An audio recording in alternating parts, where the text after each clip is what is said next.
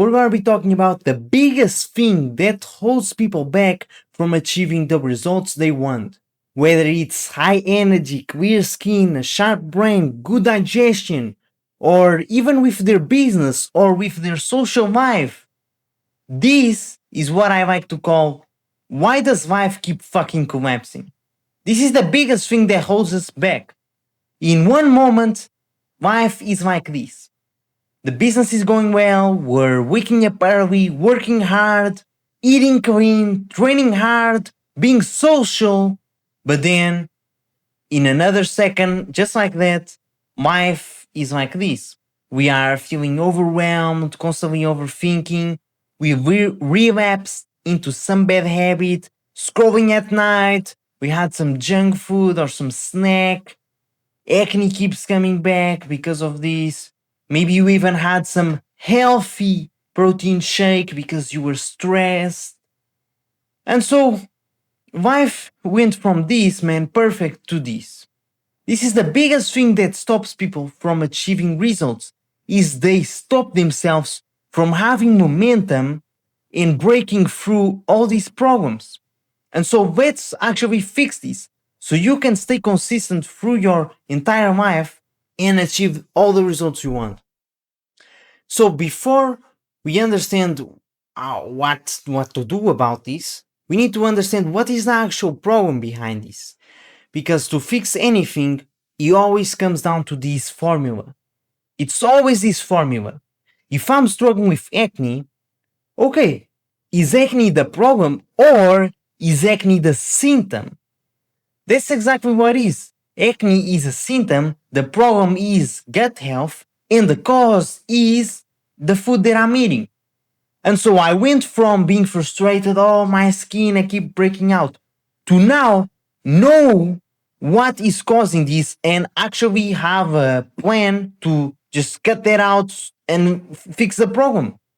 And so the same thing goes with this.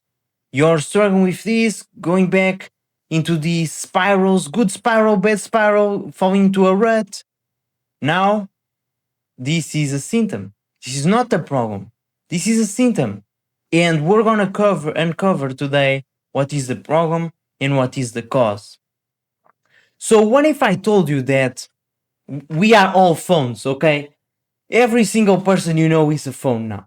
You are a phone, the other guy is a phone, and apps are skills. So you look at a person who has high energy, clear skin, is charismatic, has a certain job position, knows sales, knows marketing.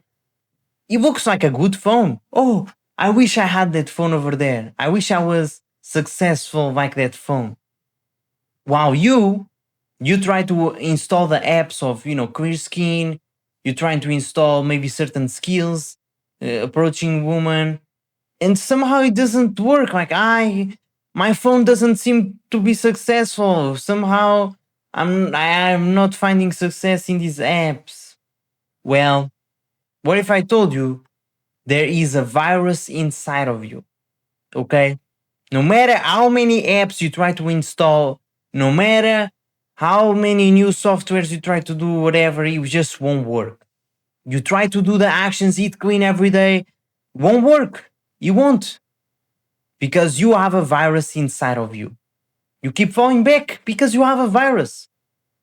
And this virus is self-sabotage. Self-sabotage is composed by three key pillars: identity, beliefs, and trauma. And this is what we're going to fix today.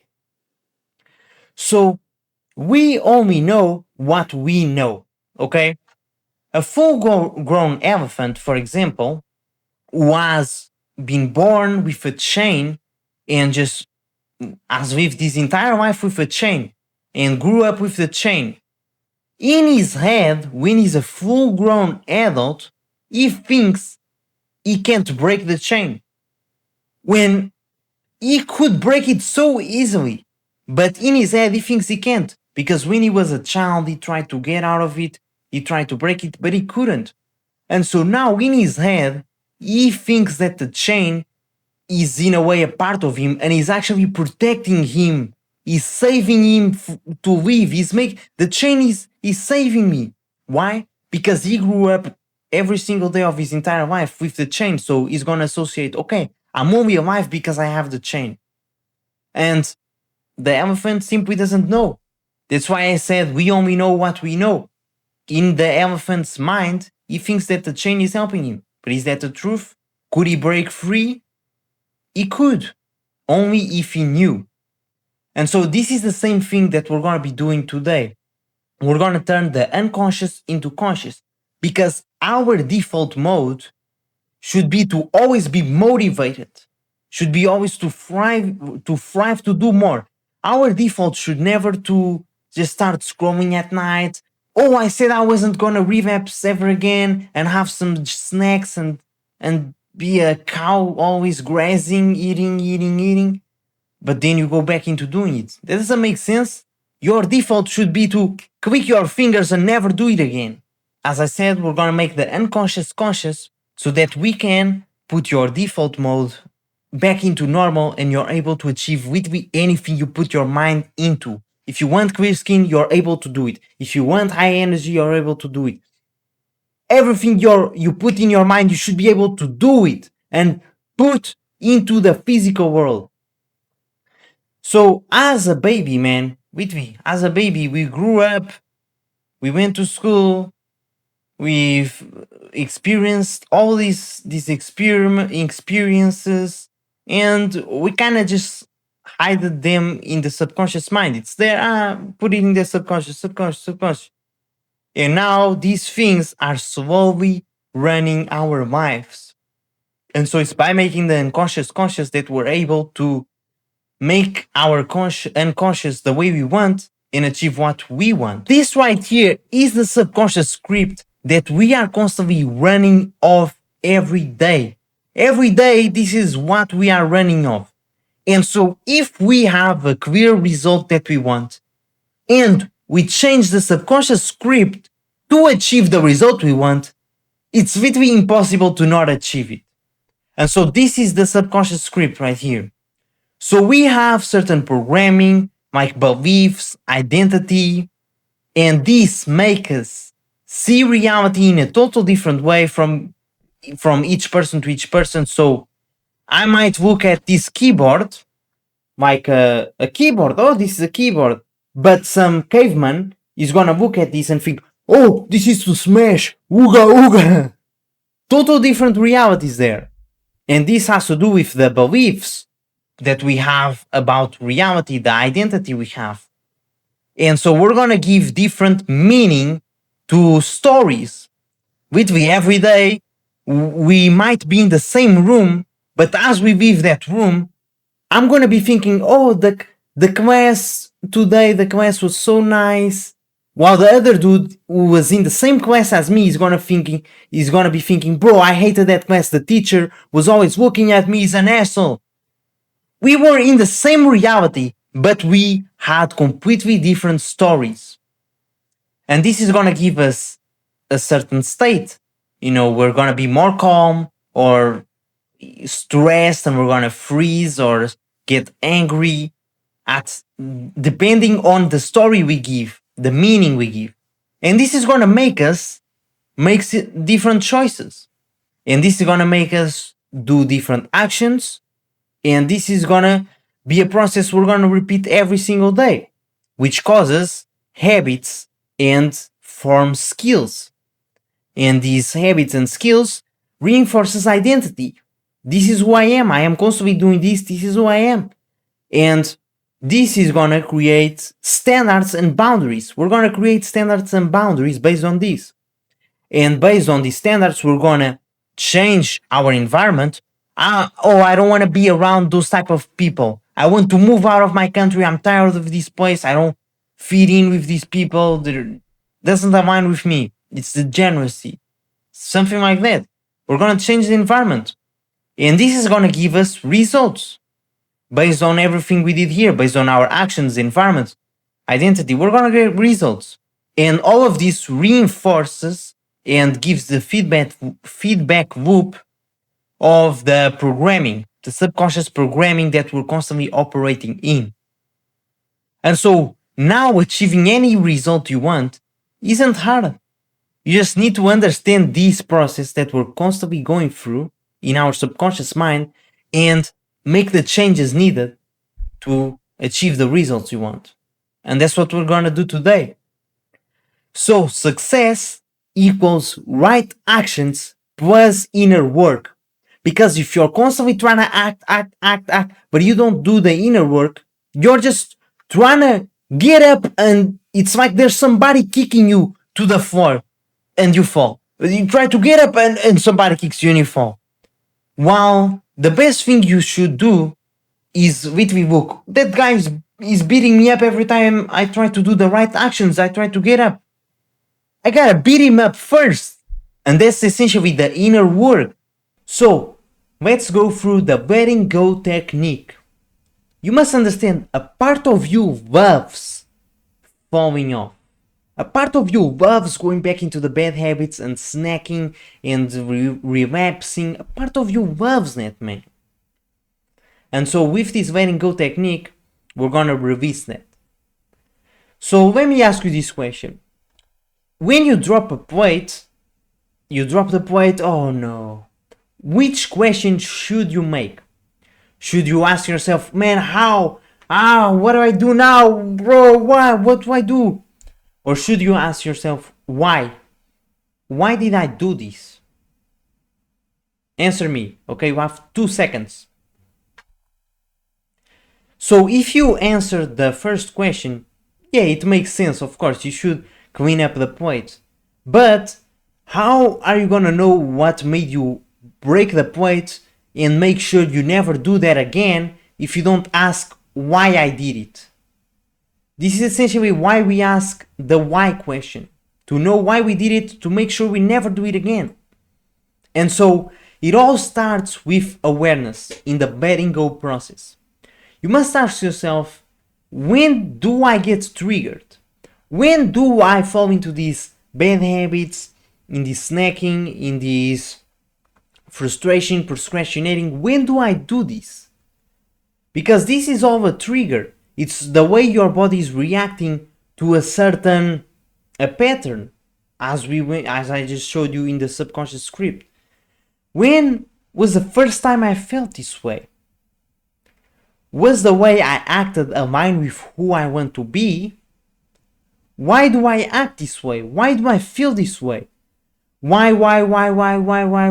This is the ultimate question to have awareness behind what we are doing. 90% of our actions are literally just ran by the subconscious mind. So by asking why, we can take control. Then, the reason why you must ask the deep why is because you have all these situations right here, all these files. For example, the snacking file, the relapsing to porn file, the procrastinating and not doing the right tasks in business, the not being able to approach girl, fumbling my words, being scared. All these files right here, all these past memories and future memories that are to come, they're all gonna be filed up in this big file, which is run by fear of being alone. And so if you go deep and you genuinely ask yourself, why did I act this way? Why did I feel this way? You find the root cause, which is gonna be this big file, fear of being alone. And so now, we just have to deal with one thing. We just have to let go of this big file instead of having to go through each one manually. So gotta let go of this one, let go of this one, No, we just save so much time, we let go of the big file. Then, the next step of the letting go process is allowing. Stop arguing with reality. Letting go starts when you stop forcing the feeling to leave. If you're thinking, you are feeling it. If you're feeling it, you are healing it. Memorize this, man. If you're thinking, you are feeling it. If you're feeling, it heals it. It's like when you relapse to a certain bad habit. You tell yourself, man, no, I'm never gonna do this again, bro. I screwed up, never gonna do this again. And then with the next day maybe you fell back into it again, or 1 week later you fell back into it again, because you are using your rational mind. You are not allowing, you are literally resisting the thing that made you fall back in the first place. You're constantly thinking, so how can you even allow this? When you do a certain bad habit, just think for a second, take a deep breath and allow it, man. Feel what you're feeling. Feel it. Feel it. Feel that feeling. And if you're able to describe it, even better. So this is not approval. You're not gonna be saying, I feel that I screwed up, man. Alright, that's good. No, this is not approving. This is ending the internal fight.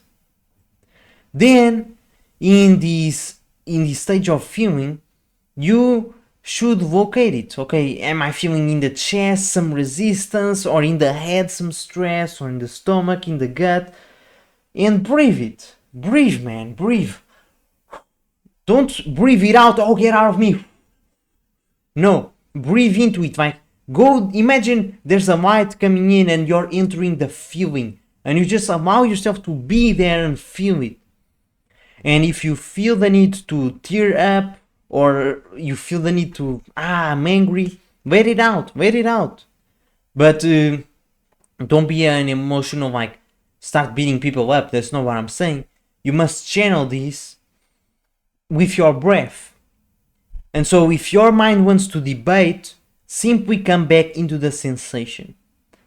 This isn't some mindful meditation. This is a more emotional meditation where you feel the resistance. Then understand what is this feeling protecting me from, because that's what your body is doing. Your body is trying to protect you from something. When you get frustrated, when you blame people, when you start planning, analyzing, perfecting everything, or you get angry, this is all a mechanism to protect you from something. A part of you is trying to prevent a feared outcome, which is getting hurt again, feeling powerless, rejected, ashamed, losing love, status, safety, admitting grief or disappointment, repeating an old pattern. There's a part of you protecting you from this. And so by understanding, we can go deep in the root cause. And the next step is to forgive. Okay, forgive yourself. If you did a certain mistake, a bad habit, you didn't know any better, man. So these are good mantras to go by. Given what I knew then, it makes sense that I did that, man. I didn't know any better. I released the demand that past me should have been perfect. We are never perfect, man, so the past me couldn't have been perfect. And if there's a situation you're involved with other people, forgive them, man. I release my expectation that they will become the person I need. Forgive them. Stop holding them to such crazy expectations that it's not the truth, it's not the reality. I release the role they still play in my head. If you trusted somebody, they betrayed you, forgive them. If you were in the position they were in, if you literally lived with the parents they had, in the environment, the school, everything they went through, you will do the same thing that they did. So forgive them. Now, I'm not saying to forget, because they genuinely might be some bad person and they might do it again. So don't forget, but forgive. Because if you don't forgive, the pain is inside of you. It's not in them. They don't care. They're living their life. The pain is inside of you. So you must forgive in order to let go. And these stage right now, the next one is release. So I release the belief that I need porn to relax or sleep. I release eating to numb or reward myself after a stressful day. I release snacking. I keep the lesson, I do better with a plan and protein. I release, I'll start Monday. No, I start today. So just releasing this limitation that there is inside of you, trying to protect you from a certain thing. So the next step, replace. How are we gonna replace this bad limiting stuff that's holding us back with something positive? So it comes down to building a boundary plus a new behavior plus having support. So the boundary will be what I will or won't accept. The behavior, what you will do when triggered. And the support, who or what helps you stay consistent. So I went through this the other day with my client Bryce, and we created this. We went through this whole PowerPoint I went with the PowerPoint with him. So what you will or won't accept anymore. You won't accept anymore searching any dirty crap. That is destroying your goddamn mental health. Your brain is literally rotting from that. You're not able to get morning wood again because of this. You won't accept that behavior anymore. So what will you do when you get triggered? And we decided a 10-minute walk will help. A 10-minute walk, and if you can, go to the gym. That's the best one. And who or what helps you stay consistent? So Bryce literally every time he wants to relapse, he gets the urges, he literally just calls me. And I'll call him time from time just to check up on him to see if he's on track, of course. And the other day I caught him goddamn sleeping in, bro. I told him, get the hell to the gym. You have 10 minutes and I'ma send you a full bonus course if you do it. And just like that he did it, so he got it. So the letting go technique is simply this process. You notice the feeling, the resentment, what's going on. You notice, why did I get triggered? When that person said this, I got triggered. When this certain thing happened in my business, I felt the need to jerk off or just snack. You notice the pattern. Then you allow it, not by doing it, you just allow it to, you allow the feeling, you allow the existence of that possibility, you might do it.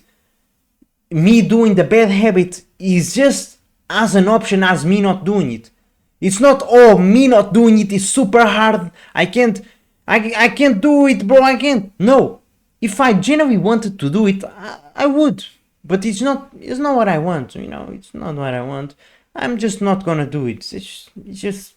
I just feel like not doing it. It should be that way. The way you view it, by allowing it, this is how you should view it. Doing it and not doing it should be at the same level. It's at the same level. You should not put more importance in one or the other. Should be at the same level. I can choose to do whatever I want. Remember, the default is to be motivated. And so you should have no resistance in just choosing I don't want to do it. So feel the feeling, understand what is this holding me back, protecting me from, release, replace, repeat. Because this isn't a thing you do once and it's over. No, you gotta do it multiple times. Every time you notice a certain pattern, repeat this process. So here is a good mantra and template to follow through on your day-to-day. What trigger I had?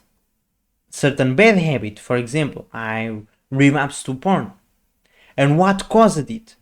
So I was doing work and I got really frustrated, like I am not being able to get the clients I want and that, whatever it is. What caused it was this thing. Part of me is holding on to this to protect me from fear of not being successful. Because I relapsed to porn in order to feel more relaxed that I'm not seeing the progress I want in business. So it's protecting me from the fear of not being successful. What I actually need is the accountability and acceptance that I am complete no matter what. No matter the income I'm making, no matter the response of others, I'm complete. This is what I actually need, to have this feeling of being complete regardless of the external world. And so the old strategy has been to argue in my head, stay hungry, fall into bad temptations as quick runaways. So I release the need to jerk off to feel safe. I keep the lesson that I am always complete regardless of what's going on around me, and I must focus on the actions I can do, not on the external stuff, the outcomes. I'm gonna focus on the inputs. The new way I'll protect myself is by creating the new boundary, which is no goddamn phone in my room, because let's say that's always when I jerk off. No phone in my room. And the action I'm gonna do when I get temptation is to meditate 10 minutes, call my mom, and the support, yeah, call my mom or call my coach, and I'm gonna be safe. And you can try the letting go meditation, which I'm gonna put in the description, okay? Then we have identity, okay? Identity, this is the second pillar of self-sabotage, because you might not realize it, but you probably have some identity rooted into you that you're not aware of that's holding you back. If you have an identity of, I'm a good person, definitely you're not going to start robbing people. That goes against your own identity, your own mind, so you can't do it, just don't feel good about it. While a person who robs, they have an identity of, I'm a robber, so they're going to be okay with robbing. So it's all back down into identity. And so a good practice to do is look at all these cartoons or any cartoon you have in your mind that you used to watch and think, which character do I identify with? Do I identify with Batman, Doraemon? Think, okay. And that can give you some good insights on the identity you have. But we're gonna go more in depth, okay? So we have multiple types of identities. We have the underdog. And I want you to go through this with a noting pad. Just pick up some notes, man, and write down, okay, I think I have this identity. I associate myself with this. I relate to this. And note it down, man. Because if you're watching this for the sake of watching, it won't do much. The purpose with this is for you to become aware of the things that are in your subconscious so you can turn them into the conscious and stop the falling off, the things that are holding you back. So the underdog, the core belief is, I perform the best when people doubt me. And so his needs are resistance, criticism, someone to prove wrong. Here we have Rocky Balboa as an example. We have Faiska McQueen. And so a good belief to change about this is, I can still be dangerous without being doubted. Because imagine you got into this job. Everybody doubted you. He's not gonna make it. He's a loser. He's not gonna get a job. You got the job. You got the best position in the job. You're the man. And now your boss is like, bro, he's the GOAT. I'ma promote him even more. Now, people believe in you. People are like, good job, man. You're the man. Your boss trusted in you. So now you don't feel this need to work anymore. Because nobody's doubting you.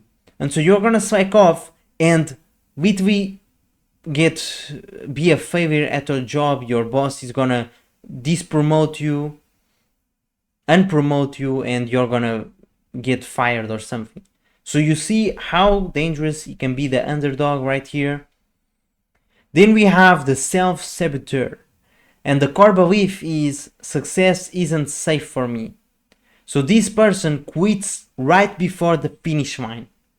This person procrastinates intensely, creates crises before breakthroughs. If it's not perfect, it's not worth it. And a good example is Panda Kung Fu. He never believed in himself that he could be the Dragon Warrior.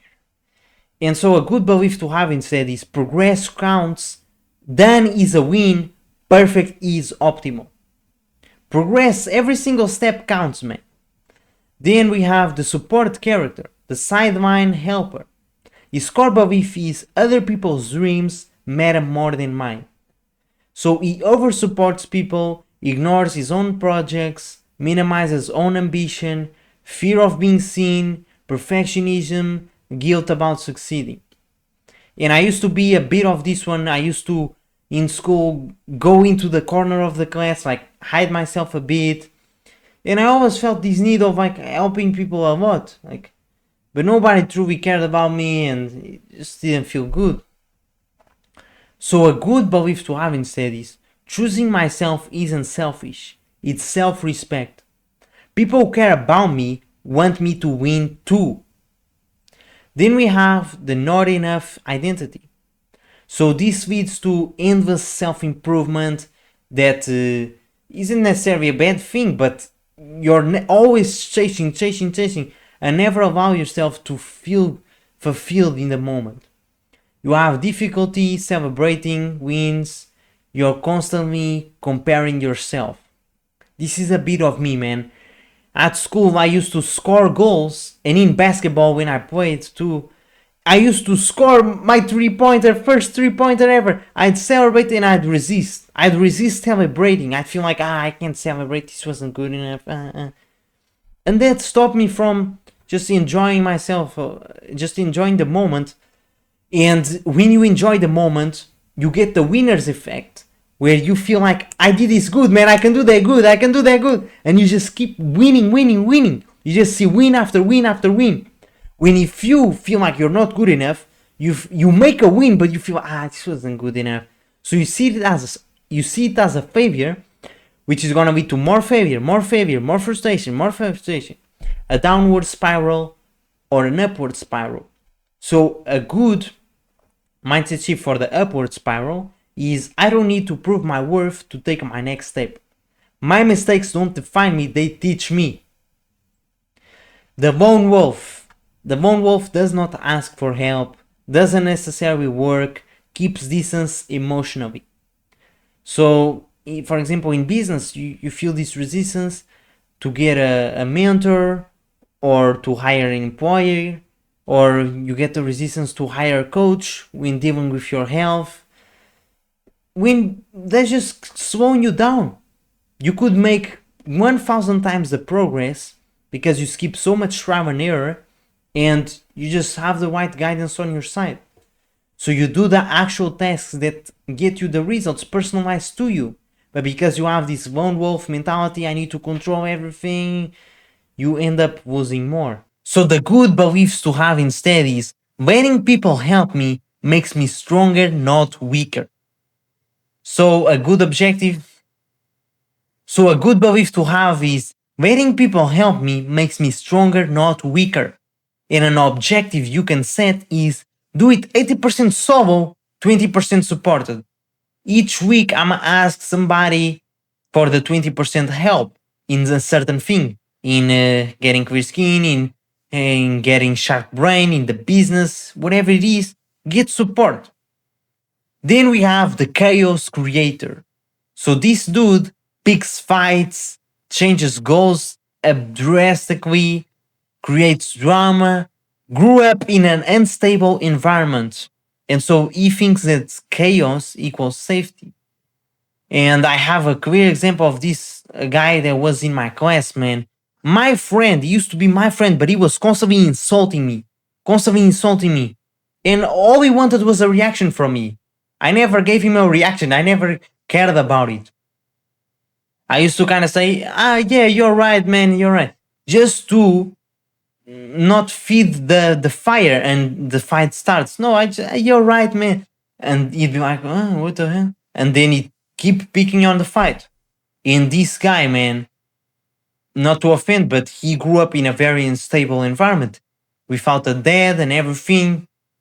And he can lead to this identity. So I choose actions I won't have to apologize for later. This is the good belief to have instead of the current one. Then we have the chameleon. So this is the person who constantly mirrors people, adapts excessively to the environment they're in, struggles to know their own desires. And you see this so much in school. You see these people constantly not being themselves, they're NPCs, they play the same games, all to fit in. Nobody listens to their inner soul anymore. And this is a clear thing of this. So a good belief to have instead is I can adapt without abandoning myself. What would I choose if nobody was judging me in this moment? This is a best strategy here. I remember in a school trip, there was this option to go skiing or to go on a hike. And the skiing wasn't on snow, it was like on grass. So it wasn't that fun. And so my friends, people I knew, were like, ah, bro, screw the skiing. That's nonsense on grass. Let's go to the hike. And I literally was so indecisive. Should I go on the hike? Should I? Because I wanted to go ski, but I was gonna be alone. And I literally, at the last moment, I had said I was going skiing. At the last moment, I went to the teacher and changed, bro. I'm gonna go on the hike. We went on the hike, and after the hike, I saw the other dudes still skiing, and I literally started crying, bro. Just started with sunglasses so nobody saw. I started crying of like, why did I chose that thing, man? I truly wanted to do the. Yeah, I was like 12 in that age, but that's when I stopped having this identity right here. And so sometimes just reflect on life. What moments did I act? And I'm not proud of that, so I'm gonna change. Then we have the overthinking and analyzer. So this dude is constantly in analysis, paralysis, feels the need to control everything, struggles to take action, constantly planning, constantly looking for the best strategies, the secrets. Most of these people are actually scrolling all day on reels. Oh, I'm learning. Epiphany. I never heard this. But then we look at their life, they didn't achieve anything because you're not taking action. So a good decision now beats a perfect decision later. Then we have the avoider. This dude avoids responsibility, distracts himself with pleasure or bad habits, gives up quickly. And so the good belief to have is discomfort is temporary, avoiding it makes it permanent. Then we have the hero slash rescuer. So this dude constantly feels like he needs to fix others' problems, and this leads to attracting dysfunctional relationships, avoids their own healing. So this used to be me, man. I was constantly trying to get people on self-improvement, especially my own friends I had in the past, constantly trying to, man, why are you eating that junk food? Don't eat those snacks. Why are you doing that? Not in this way. I wouldn't speak in this way, but I would just try to get them to improve themselves, work out more, and they would never listen. They would always go back into doing the same things. And of course, they're gonna be frustrated and mad at me. They're gonna see me as the problem because they wanna do their own thing, do the bad habits. They're not ready to change. And they have this fly in a way, this mosquito telling them, bro, make a change. But if they don't want to, they're never gonna do it. You cannot force somebody to make a change and improve themselves. So a good mindset shift to have here is, I care about you, but I can't do this for you.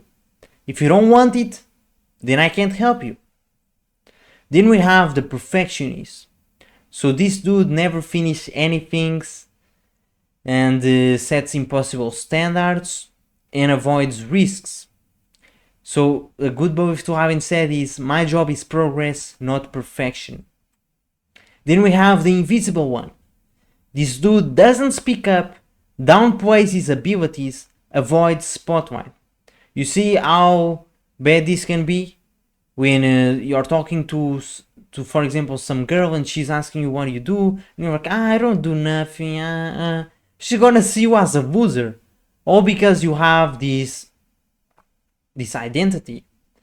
And so a good belief to have is, I'll keep showing up and speaking clearly, even if it's quiet at first. The right people will hear me.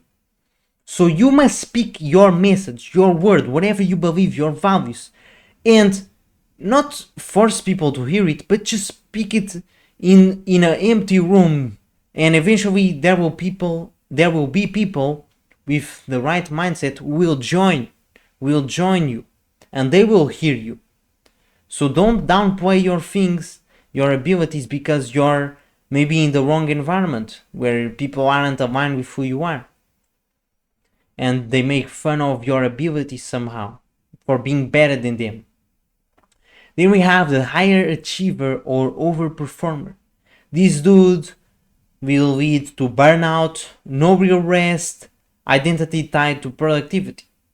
This isn't necessarily something super bad, okay, being a high performer, overperformer, but you can easily be doing random tasks that don't matter just for the sake of having the checking the box. I did this, when truthfully you didn't did much, because those tasks won't take you anywhere. They're just giving you a mental masturbation feeling good.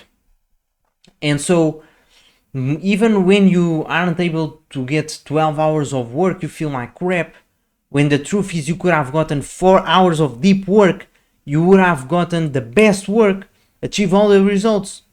But because you have this identity here, you're gonna feel frustrated, which is gonna lead to burnout.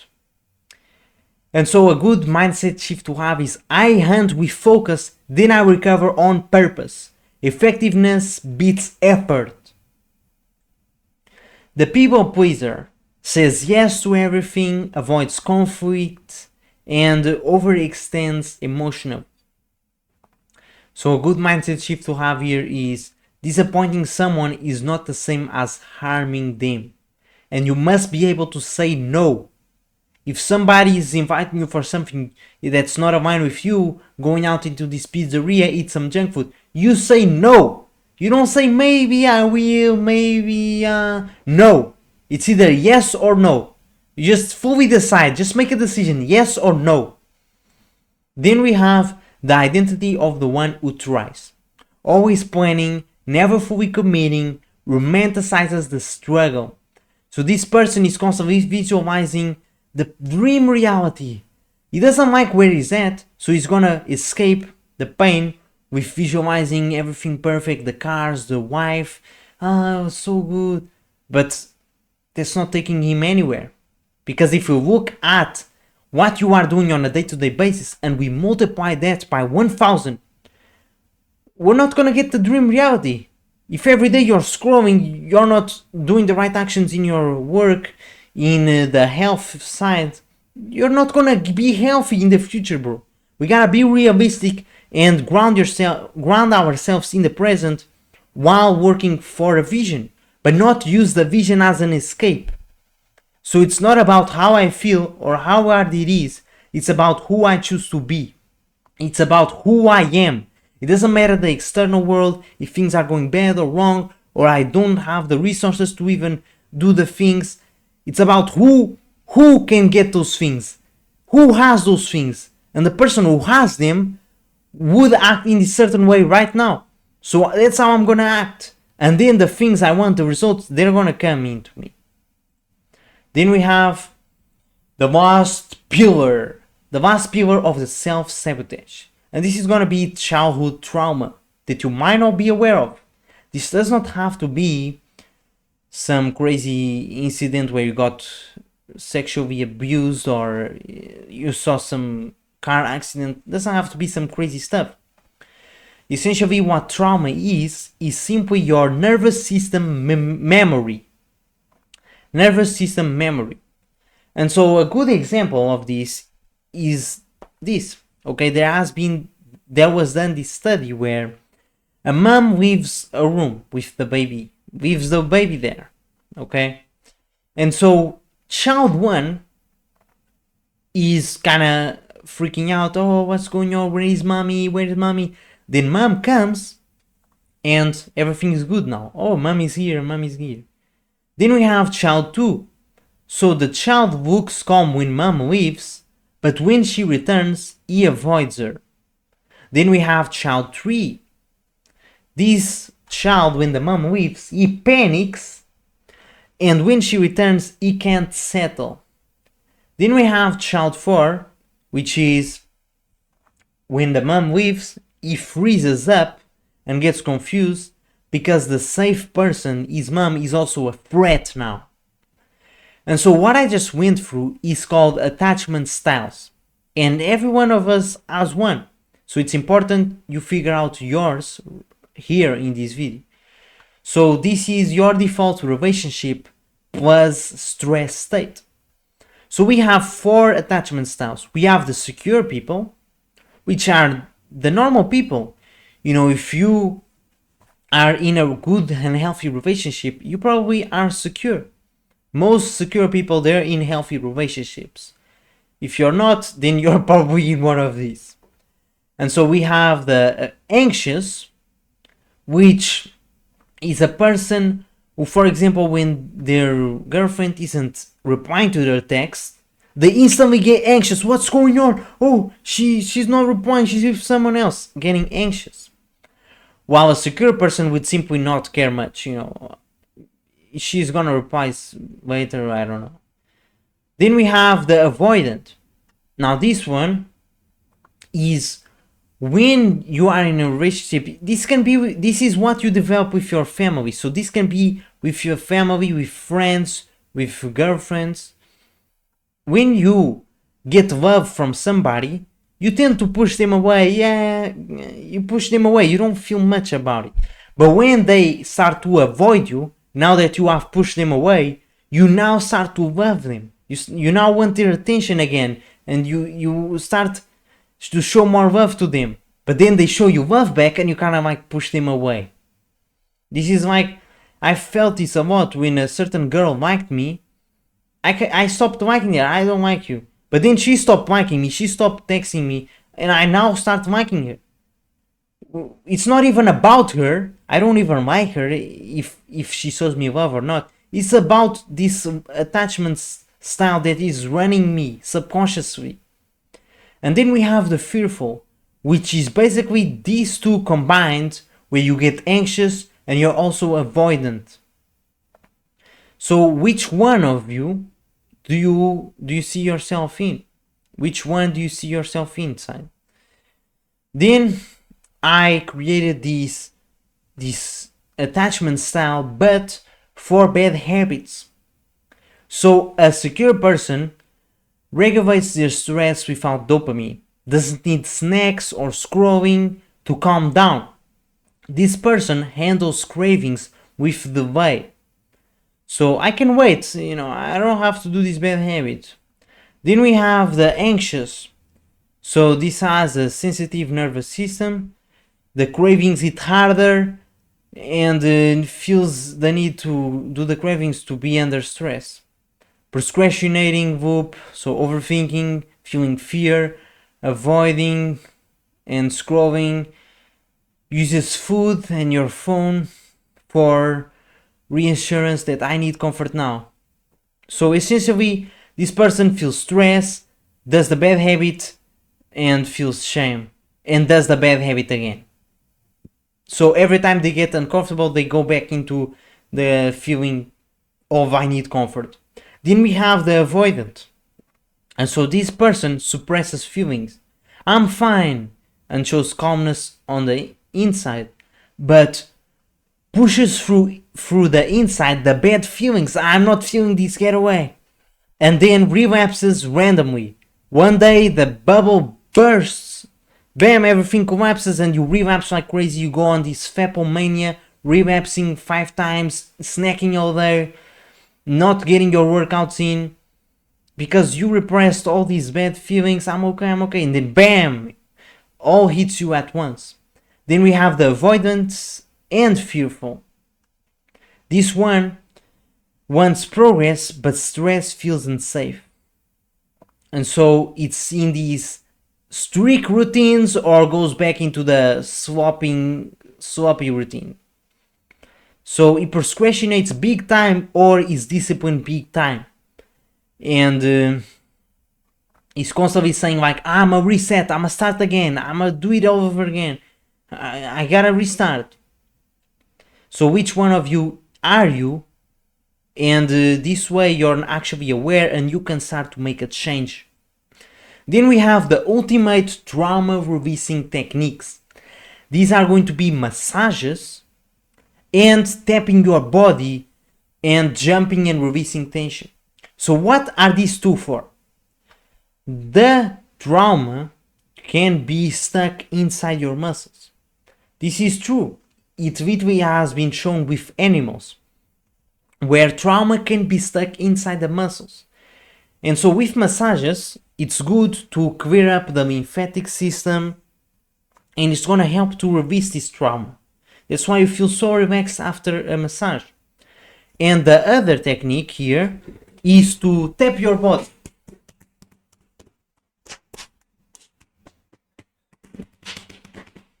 Literally everywhere, in the neck, armpits, in your legs, in your feet, everywhere. And start jumping. You can start doing jumps, just releasing it all, doing this. Certain stretching movements are really gonna help, and certain stretching movements are really gonna help, and you can generally feel it, man. Every time you wake up, you should be doing this. Like, wake up, go do some grounding and do this. It's really gonna help release it all, man. These are the ultimate trauma releasing techniques.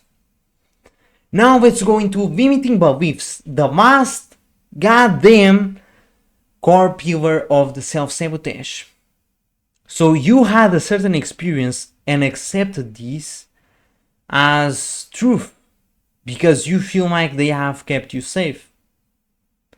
And so in the next module of this course, I'm gonna be doing a live call with my clients, and you're gonna follow along and break your limiting beliefs in real time.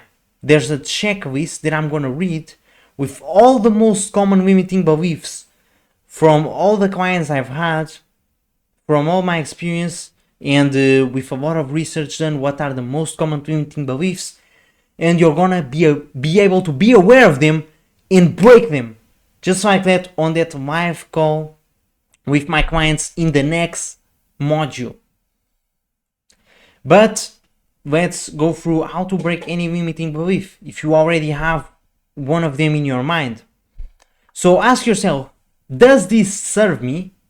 So if I believe that money is evil, does this serve me? Of course not, because it's gonna stop me from making money and in my business because I believe it's bad. So we gotta remove it. So every day write it down on a piece of paper and look at it and realize how freaking absurd that belief is. Oh, I keep snacking. That means I have a belief, a limiting belief of, I need to constantly eat. If I feel some pain in my stomach, that means I'm hungry. So I gotta eat now, I gotta have some snack. That's a stupid limiting belief. So write down, every time I feel hungry, I have to eat. No, that's absurd. Literally, the human body has the capability to go through 1 week or more without eating. So this is absurd. And every day you look at it, and it's slowly just gonna get away of your mind, of your subconscious mind. And this is the ultimate formula to break any limiting belief. So you get a certain realization, a certain trigger that made you realize, okay, I have this limiting belief. So what happened? What was that event? What was the trigger? What emotion you felt? The intensity. Name the limiting belief. I believe that certain thing. I believe that, as I said, snacking is, every time I get hungry, I have to snack. Where do I feel this in my body? I feel it in my gut, in my stomach. Uncover the root cause. Where did this belief come from? Oh, my parents were always telling me to eat 3 times a day, 5 times. Always gotta eat something. This was when I was 8. Okay? Is this belief actually true? No. Because I saw the other day this dude not eat for an entire week. So it's not true. Is it helpful to think this way? No, it isn't. It isn't, because I'm constantly snacking and that's spiking my insulin through the roof, giving me insulin resistance, and so I get acne. What is the cost of not changing? What has this cost me in the past? Well, I got a full of acne, man, and I always My energy always crashed all the time. And if I keep doing this, man, oh my god, I'm gonna have a freaking crash in the gym. I'm a pass out in there. That's not good. So, am I in charge of this belief or is it controlling me? It's in charge of me, man. I keep snacking without wanting to. I don't want to do it, but I do it. So would the brave 2000 testosterone version of me would do this? No, he wouldn't. So the cost of not changing, once again, and what is the new belief that serves me? The new belief is that fasting is helpful for my body and I am perfectly fine with feeling some hunger. That is actually giving me strength as a man. When I fast, when I don't fall into snacking, I have the power to resist lust, to be aligned with the best version of myself. So, proof plan, one small action in the next 24 hours to reinforce this new identity, this new belief. So, I am gonna do a 24-hour fast or intermediate. I'm gonna try a 8-hour fast just to try it. And on a scale of 0 to 10, how committed am I to make this change? Because if you aren't committed to make this change, you won't be able to. It's always like that. And so understand, everybody will talk you into their frame. Everybody in this goddamn world, man, especially with health advice. People will tell you, bro, this is healthy. This is a M. No, that's a W. That's W. This isn't healthy. When with it's the same thing. It's the same thing, but different frames. That's what it is. Different frames, different perspectives, different ways of viewing it. And so if somebody tells you certain thing is unhealthy, ask yourself pure logically, is it or not? What are the ingredients? What are the nutrients? What is that going to be doing to my body with the insulin, with the hormones, with the sleep? Be pure logical. The same thing goes in social situations. If somebody tells you, man, if I was expecting you to be late, you're always late. Finally, you arrived on time. That's their frame. Don't fall into their frame. In your own frame, instead of feeling, I'm always late. No, in your own frame, be like, bro, I arrived on time. I am the man. I made it. I arrived on time today. That's their frame that you're always late. Your frame is that I arrived on time today. And so create the frame, view the world with the frame that's gonna benefit you the most. And that's gonna be having a positive mind. That's gonna be seeing things as good, looking at the positive, having the winner's effect. So when somebody says something like, oh, you finally arrived on time, simply give them no energy. Answer with a monotone, no emotional response. Because if you answer with, nah, man, I'm always on time, you're giving them energy, emotion. That means their frame won. They got you inside their frame. And so they're going to be able to insult you more. No, you just answer, yeah, sometimes I'm late, yeah. Sometimes I'm late, yeah, sometimes, yeah. But today I arrived on time. You answer with this monotone, no energy. And that way, you won. They just dropped their frame because it's not worth it. I didn't get any emotion out of this. Not worth it. And so here are examples of different mindsets. A person with a scarcity mindset avoids risk, while the abundance finds opportunities. Scarcity must be able to work with everyone. Focused specialization in a niche.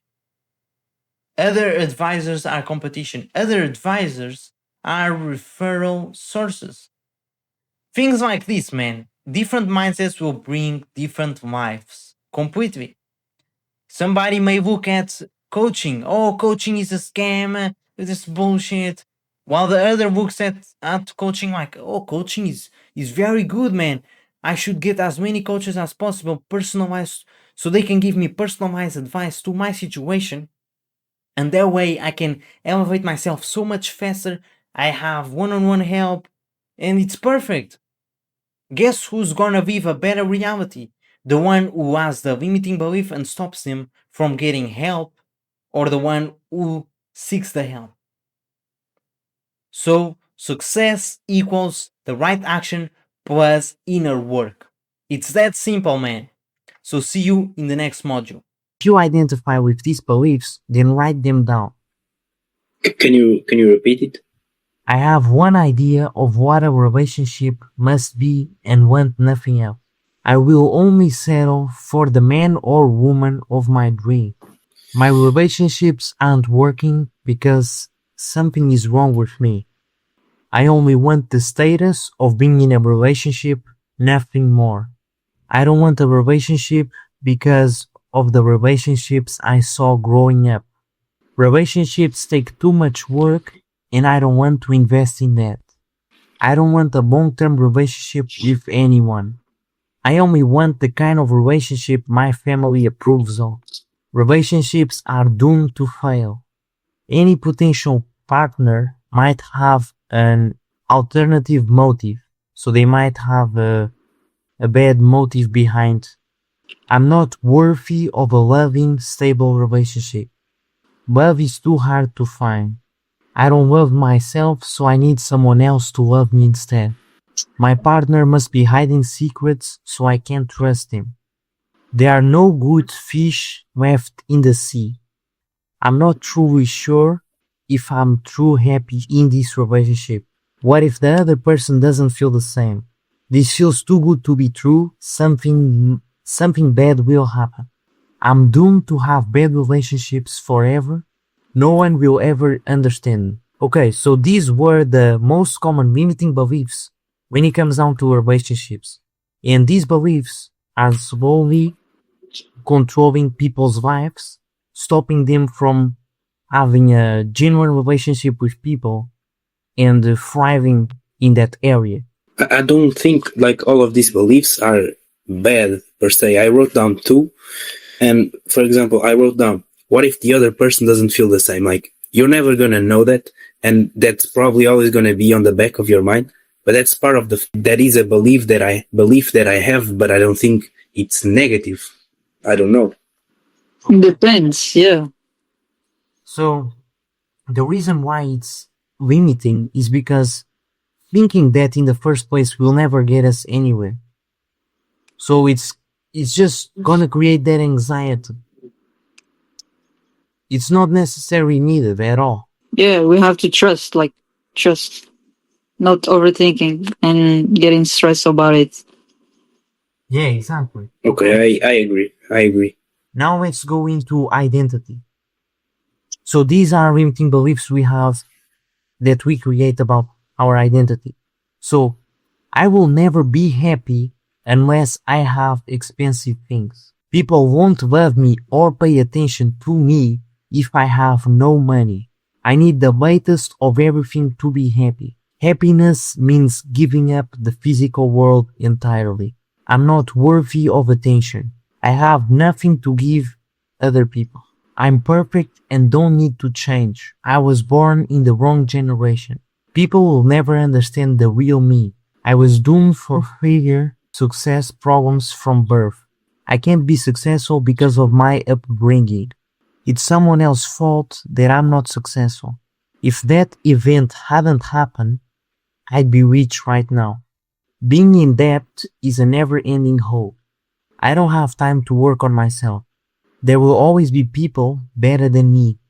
Being successful means being number one at everything. I've failed before, so I'll fail again. I'm too stupid to be successful. I wasn't born in the right circumstances, so I can't succeed.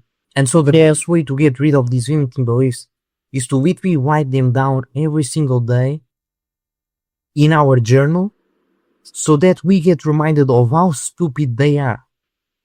Because in our heads, they seem like they are the truth. It's what we have accepted as a truth because they have bring us safety in the past.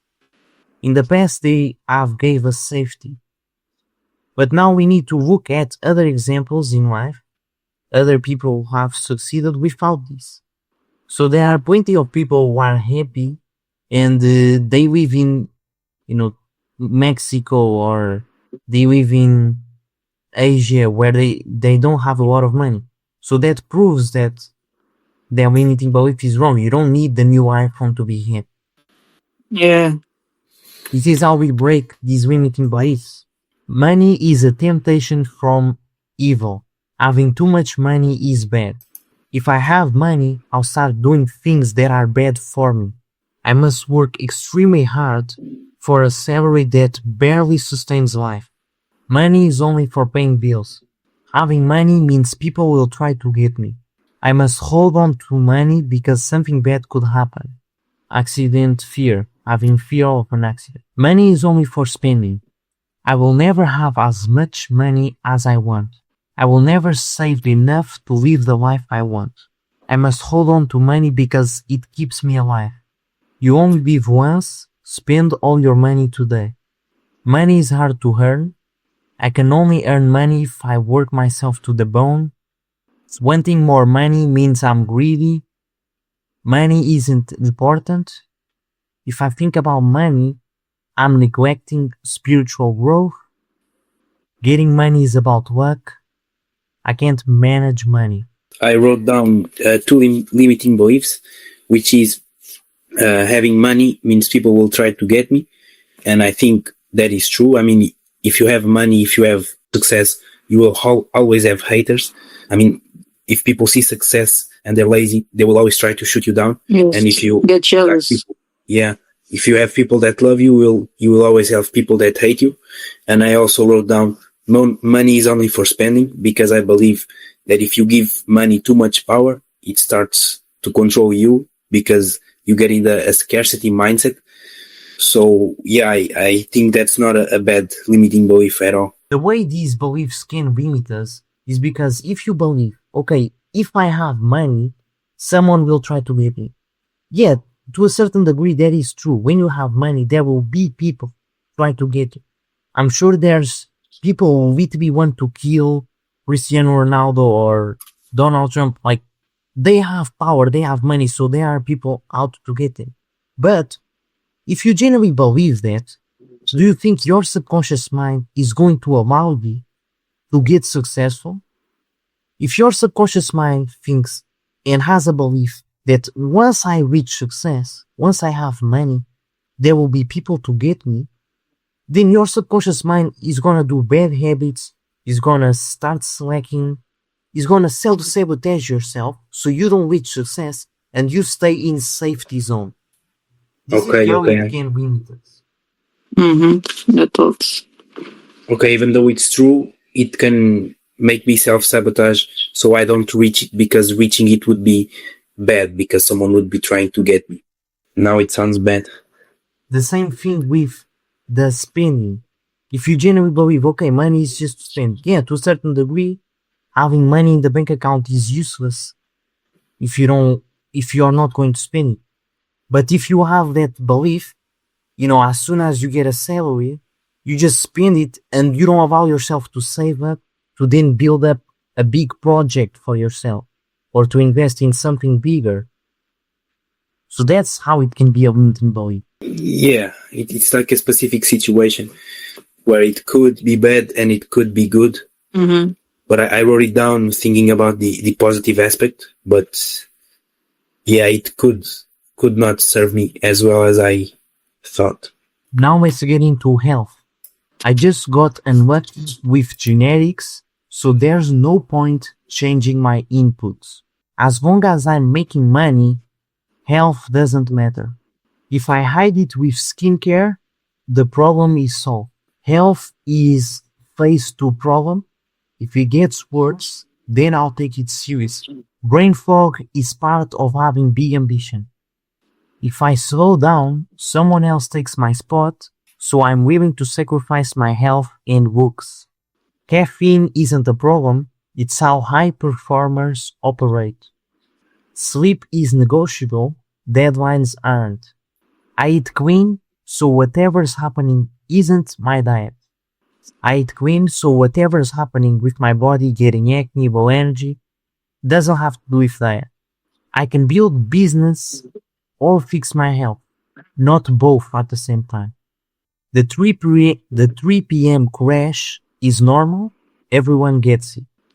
Feeling like trash just means I need to man up and push harder. My body is broken, not my routine. I'll fix it when things calm down. Books don't matter in business, only results do. Only results do. Books don't matter in business, only results do. Women and other competitive men don't care about looks. They don't notice acne, bad smell. They just like you for who you are. It is normal to smell bad. I was just covered up with some deodorant and perfume. This is very common, man. I just need a few tips. I can do it alone, and I don't need a clear structure to follow. I've tried a few programs before and they didn't work, so nothing works and I won't try again. My acne is not that bad, I can just cover it up. Showing a clean, handsome version of myself doesn't really matter because I can just use filters in photos and videos.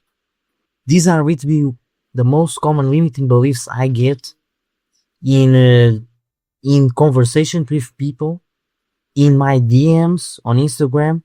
These are excuses that people give. Literally, people are they just think having acne is okay. They just think smelling bad is okay. And they just hide it with skincare, with perfumes, deodorants, instead of actually fixing the root cause.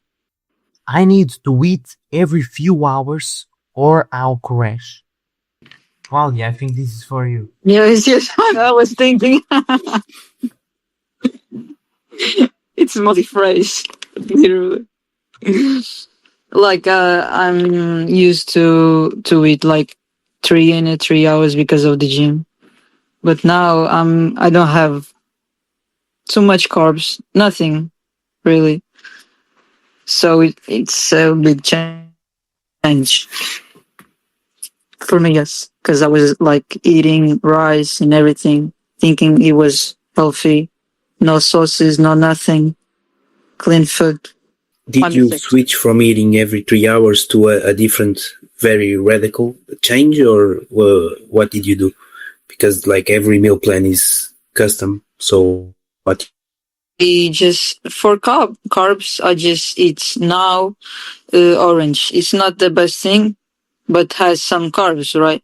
Yeah, but it's in season right now, so Yeah, it's yeah, not the worst. yeah. It's not the worst, but So you eat more carbs other than that?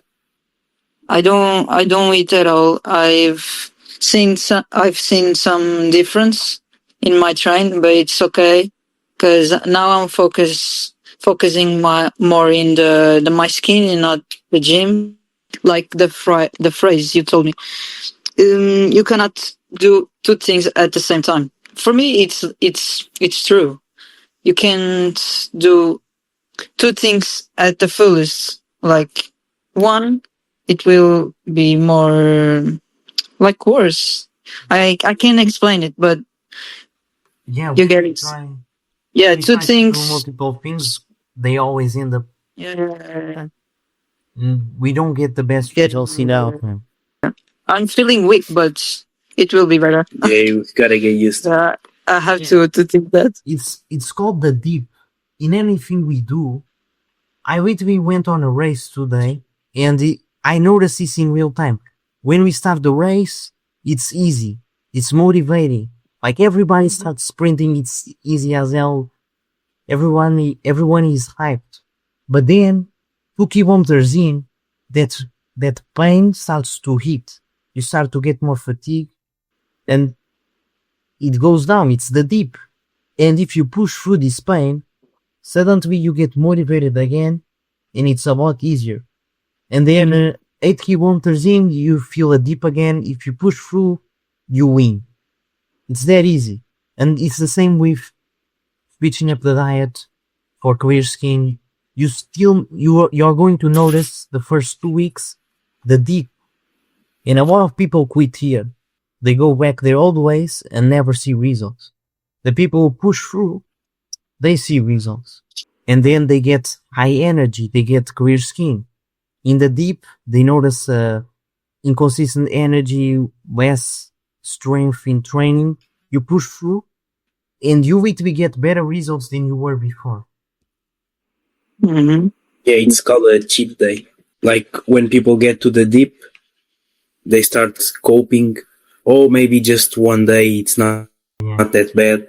And then boom, they eat some sugar, they shit, and they get a breakout, and then they get demotivated, and then boom, they're back to the old habits. That happened to me a lot. I was like, oh, it's just one day, it's not that bad. Then boom, I'd lose like a week or two. In the gym or like the diets?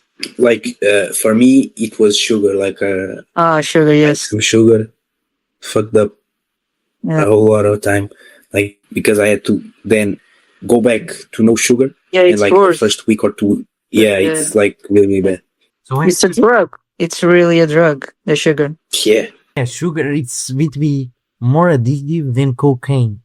Like they did studies on rats, and the comparison was so similar. So let's keep going on the limiting beliefs. Having acne has nothing to do with how optimized my body is for muscle growth, growing taller, sharper focus, and energy. So essentially, clear skin has nothing to do with the rest, high energy, clear brain, sharp focus, growing taller.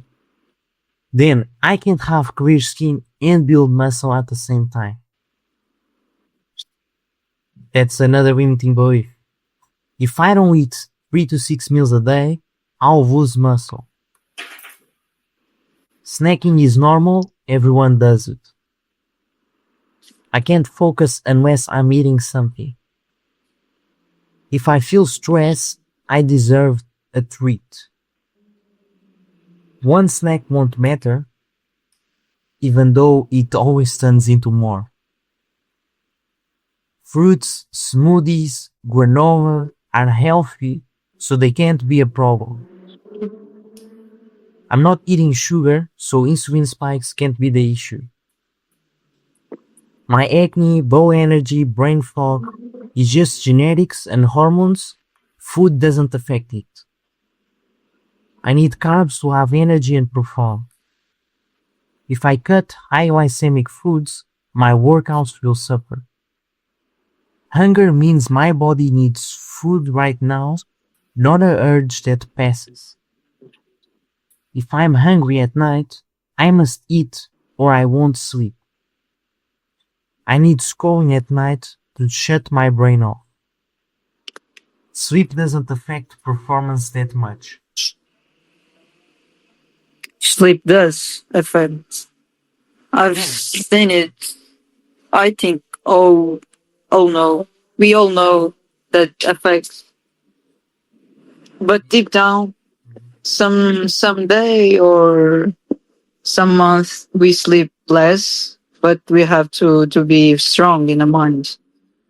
Like some days I don't sleep well like others, but in my train, if I think I am weak, I didn't sleep well, our thoughts will control the day of or the train or anything in life. yeah, I agree. Like if you're low energy, or if you if you're fasted and you haven't eaten anything, if you start thinking, oh, I'm so hungry, oh, I'm so tired, you'll just get worse. Yeah, I completely agree with that.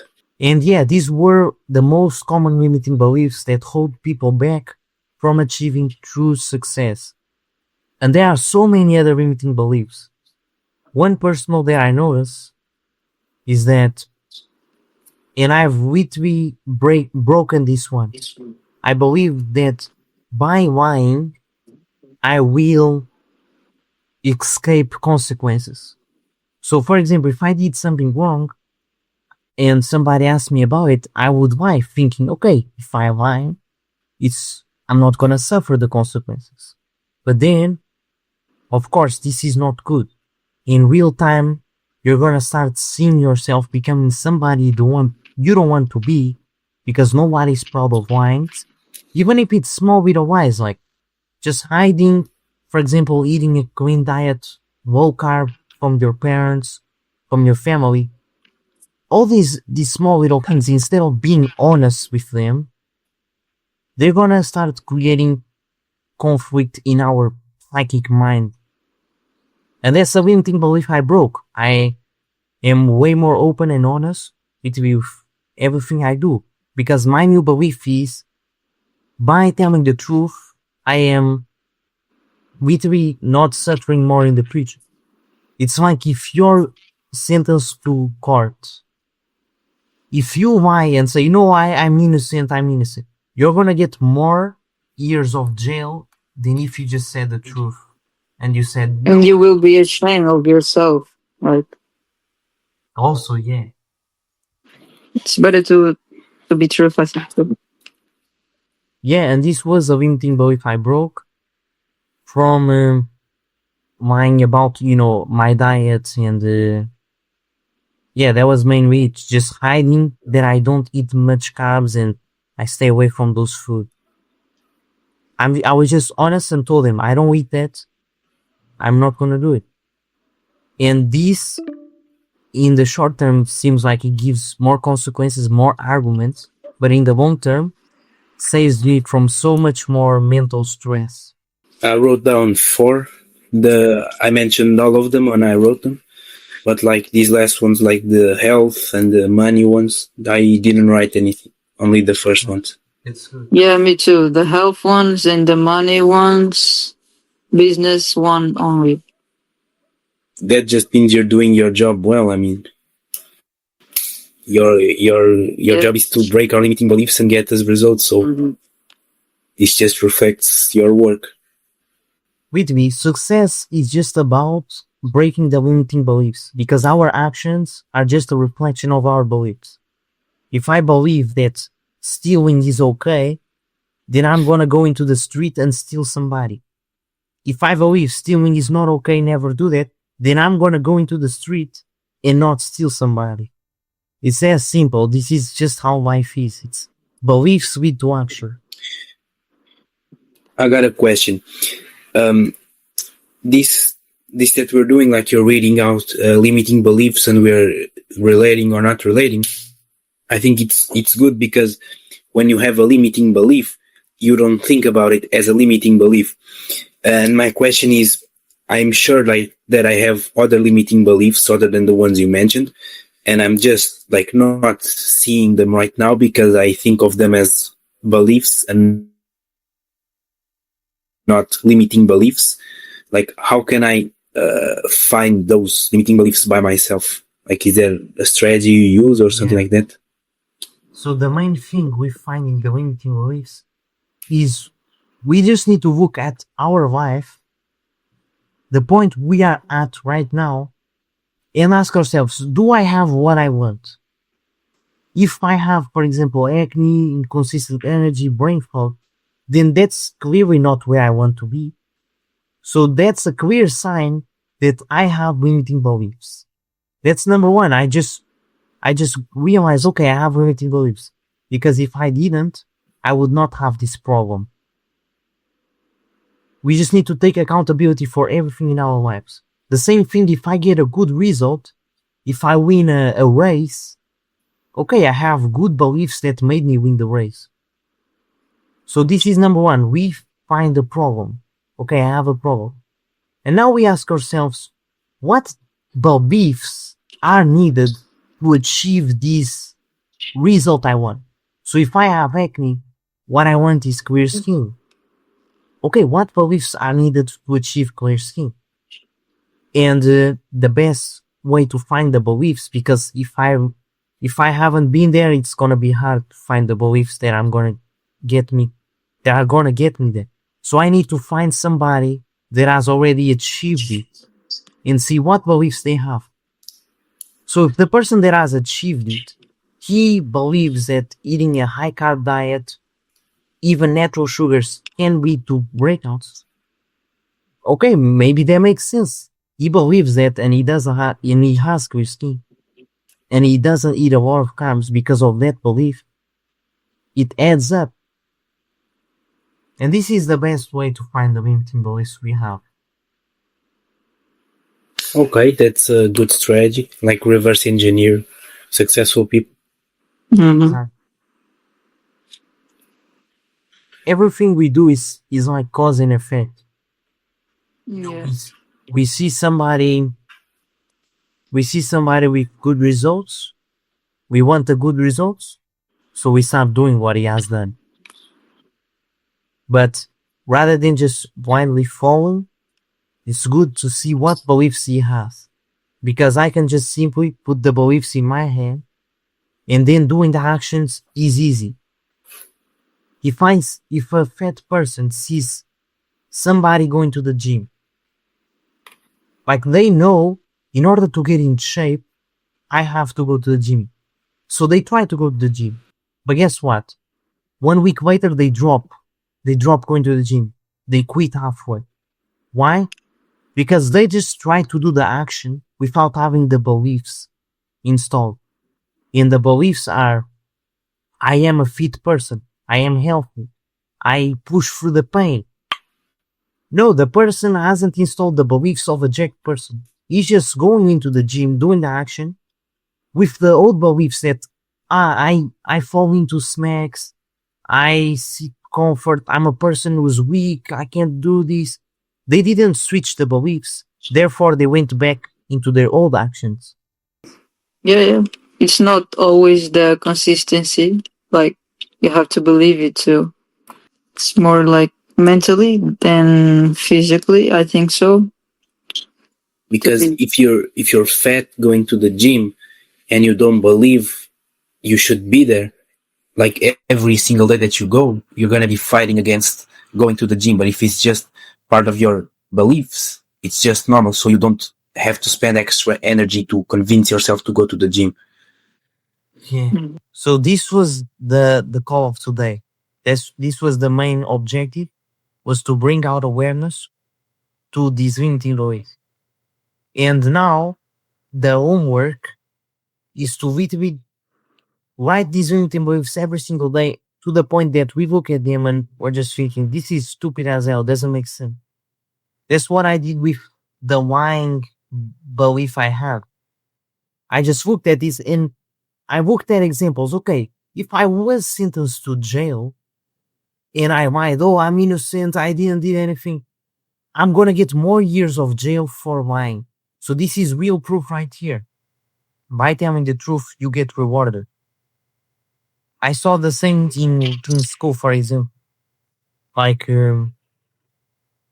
when I got a bad grade, I used to hide it from my parents. Oh, I'm not gonna show it. And later on, a few weeks, they find out and I get punished a lot. When if I just told them the bad grade, in a weird way, they wouldn't. They would be disappointed, but they would just kind of forget. Because I was honest, I told the truth. I man up. I didn't say, "Oh, everyone around the class also got a bad grade." No, I just took accountability for the bad thing I did, and I get, in a way, I don't get punished because I took accountability. Yeah. Yeah, because they don't punish you because of the bad grade. They punish you for hiding it. Mm-hmm. That's a good values to instill on your kids. So, but how did you find that lying limiting belief? Like from what you said, it was like reverse engineering. Like so, you were facing that problem of getting a lot, for example, for your grades, and then you reverse engineered it that it was because you were lying, and that's how you found the limiting belief. Because this limiting belief is going to be reflected in so many areas. It's going to be reflected with family relationships. It's going to be reflected in school, in business. The limiting belief is going to be reflected in all these places. And I just found it through relationship with family. I was, you know, constantly having discussions with my family. And I had, I started to stop blaming them or stop blaming the environment. I just took accountability. What am I actually doing wrong here? And it's the fact that I'm trying to do things sneaky. You know, I'm trying to eat certain food. Like I would put rice in my plate and I would hide it away Do not start an argument saying, "Oh, this is not good for my skin," and then argument would happen. All this was the fact that I wasn't able to just say the truth. I'm not gonna have it. And that's when I realized if I keep on this path, literally the relationship with my family is gonna get worse, worse, worse. So I am now very open and honest with what I do, and I just life has gotten way better. And in all realms, in school, in family. Now that I'm eating like that, I don't know if it's mentally or something, but I'm feeling better, like with relationship with people, and the day like feels better. Like I've done everything alright, so it was a good day. I didn't. I like really simple. Like I was eating well, no sugar, like chocolate or anything. So I'm feeling good. I'm feeling proud of myself. Did you sit down a day for 1 or 2 hours and just wrote down a bunch of limiting beliefs? Like I've tried doing multiple at once, but it doesn't really work because for me, because I just get overwhelmed and then don't do anything. So now I just focus on one. I just focus on one limiting belief I have. Yeah, if I notice I have multiple, I'll write a lot of them. But I just focus on each day on one. Like in the morning, as I journal, I say what I'm grateful for, and then I write the limiting belief. And I just realize how stupid it is. And once I look at it and I don't get any trigger from it, I just, okay, it's done, it's over, I don't care about it. Yeah, And the limiting belief is gonna be broken by yeah, you need the repetition, so that's why it's probably not the best. Yeah. yeah, and action always wins. You can't just say, "Oh, I'm a jacked person," and then never go to the gym. You won't move. I never gave that much importance to limiting beliefs, but it was gave me another perspective on it, especially like when I wrote down some limiting beliefs and you said, "Oh yeah, but from this perspective, it's bad." Yeah, I had heard of limiting beliefs. I had wrote down a few and tried to break them, but I never looked at it from this perspective. So yeah, I think it was really useful. That's basically what limiting beliefs are. It's just beliefs that you think are good, but are actually holding you back. If you have any questions, ask me on WhatsApp, and put the intention every day to become aware of limiting beliefs holding you back, and write them down until they become ridiculous to look at. Every time you get a trigger in your day-to-day life, like emotional trigger, when somebody tells you something, it reveals a limiting belief you already have. So also be aware of it. Let's freaking go, man! I genuinely respect you so much from the bottom of my heart because you literally just invested over 1 hour of your time in order to educate yourself and be the best version of yourself. Now, there's not many people willing to do that. So I want you to just tap yourself in the back and actually be proud of yourself for being on this journey of trying to be the best version of yourself. Not just being like 99% of people looking for quick pleasures. And so I hope with this video you realize that in order to get the results you want with clear skin, high energy, and aesthetic physique, you must first change yourself first internally. Because if you just try to take blind action, okay, I'm gonna try to eat healthier, I'm gonna try to work out more, you're never going to achieve the results because you're always gonna go back into your old self, into your old patterns. And so if you want one-on-one help, if you want to work with me, book a call in the description so that we can go through this together by killing your old self, eliminating the bad habits, eliminating the emotional patterns that are stuck inside of you so you can achieve clear skin, high energy, and an aesthetic physique, man. It's time to put the vision in your head into reality. Because at the end of the day, it doesn't matter how much information you have if you do not apply it. And that's what I'm helping you with, is implementation. I'm gonna go on calls with you one-on-one. We'll look at your situation and create clear steps in a clear structure for you to follow, so the results just happen inevitably because you just follow what is the right thing. So subscribe, my brother, and if you're ready to make a change, book a call in the description. Let's go!